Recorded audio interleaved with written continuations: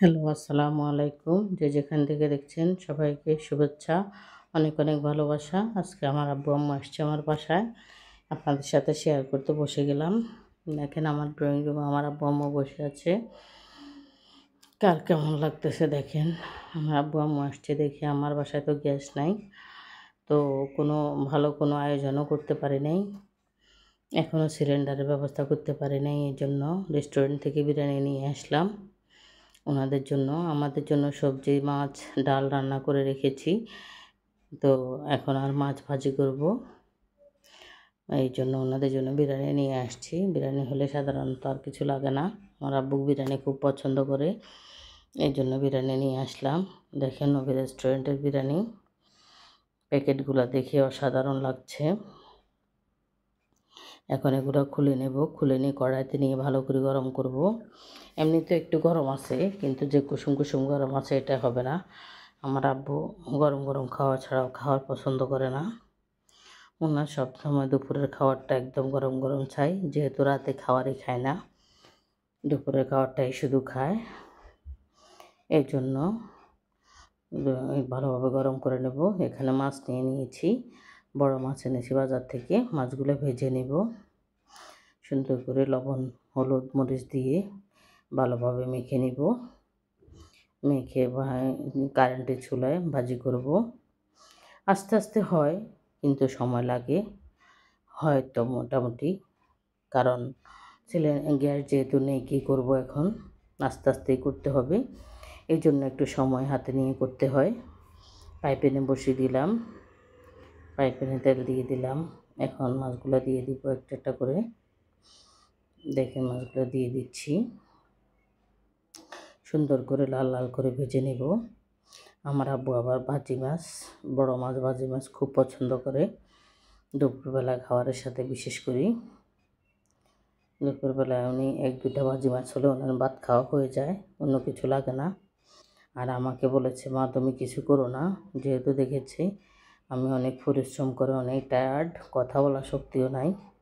এর জন্য বলে যে, মা তুমি কিছু করিও না, আমার ডাল ভাত হলেই হবে, আমার জন্য কিচ্ছু লাগবে না। কারণ বাবা মা তো জানেন সবাই, বাবা মা সন্তানের মুখের দিকে তাকালেই বুঝতে পারে যে সন্তান কতটুকু টায়ার্ড। আমি এত পরিশ্রম করেছি গত কয়েকদিন, যে আমার কথা বলার শক্তিও নাই। এই জন্য আমার আব্বু জানে সব কিছু, ঘরে ঢুকেই বলে দিয়েছে, তুমি ব্যস্ত হইও না আমাকে নিয়ে, আমার ডাল ভাত হলেই হবে। তো দেখেন মাছগুলা মোটামুটি লাল লাল করে ভাজা হচ্ছে, লাল লাল করে ভেজে নিচ্ছি মাছগুলা। আর এমনিতেও দেখেন বড় মাছটা যদি লাল লাল করে ভেজে নেয়, এক পিস হলে ভাত খাওয়া হয়ে যায়। কার কাছে কেমন লাগে জানি না, আমার কাছেও কিন্তু ভাজি মাছটা বিশেষ করে দুপুরবেলায় অনেক ভালো লাগে। এই আর কি, আপনারা তো সবাই জানেন বাড়িতে ওঠার জন্য আমার কি পরিশ্রম করা লাগছে। আমার চ্যানেলে বা আইডিতে যারা যুক্ত আছেন কম বেশি সবাই জানেন। এই জন্য বলছি, সবার সাথে শেয়ার করার জন্য বসলাম। আমার নতুন বাড়িতে আমার আব্বা আম্মা আসছে। অনেকে হয়তো বলতে পারেন বিশাল আয়োজনের কথা, কিন্তু কি করব, শখ থাকলেও সাধ্য নাই। হঠাৎ করে আসছি এক জায়গা থেকে আরেক জায়গা, নতুন জায়গা, এখানে সিলিন্ডারের ব্যবস্থা করতে পারতেছি না। তারপরে সময় দিয়ে সিলিন্ডার কিনা, চুলা কিনা, ওই সময়টাও দিতে পারতেছি না। এ পাকে আপনাদের ভাইয়া চলে যাবে, ও করতেছে তাড়াহুড়া কাজ কমপ্লিট করার জন্য।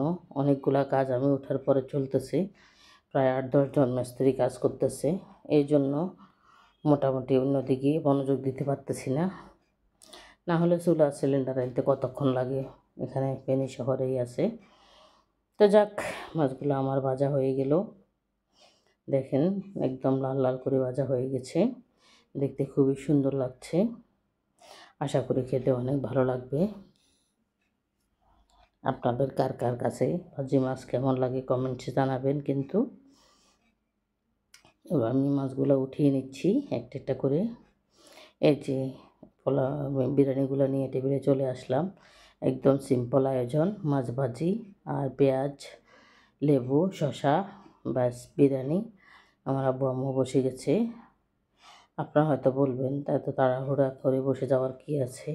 আসলে আমার আব্বু 1টা থেকে 1:30টার মধ্যে দুপুরে ভাত খায় সারা জীবন। আমরা সেই ছোটোবেলা থেকে দেখে আসছি আমার আম্মু 10টা 11টার মধ্যে রান্না শেষ করে ফেলে।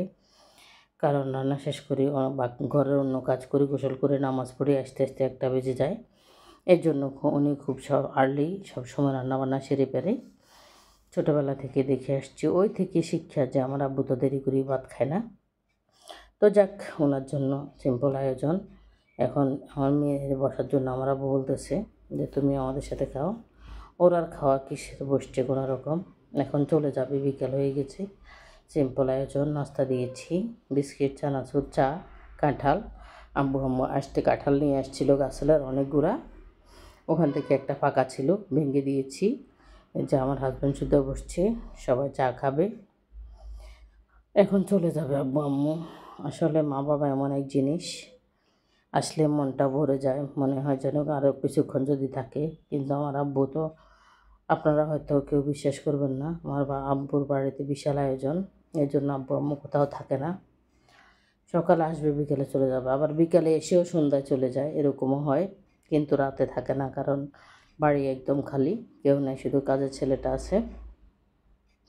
এই জন্য ওরা একা রাখি থাকে না। এলাকাতে প্রচুর মানুষ আছে, ওরা ডিস্টার্ব করে। এই জন্য আমার আব্বু থাকে না। আর আব্বু বাড়ি ছাড়া আব্বুর ঘুম হয় না। আব্বু, এই জন্য আব্বু কোথাও থাকতে চায় না। সবাই ভালো থাকবেন, আল্লাহ হাফেজ।